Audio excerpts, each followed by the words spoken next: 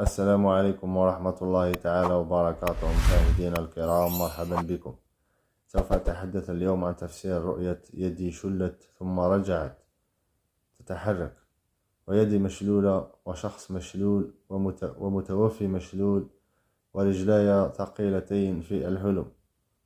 سوف أتحدث بصيغة المذكر ونفس التفسير للإناث، وإذا خصصت فهو لما خصصت له.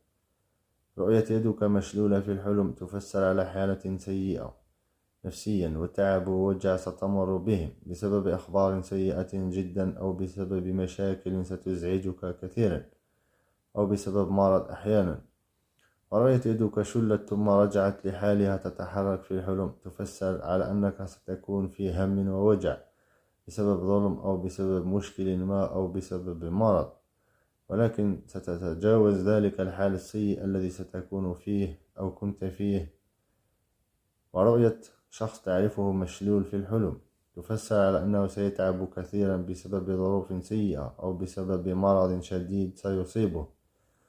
ورؤية شخص متوفي مشلول في الحلم تفسر على أنه كان يعاني من مرض قبل وفاته.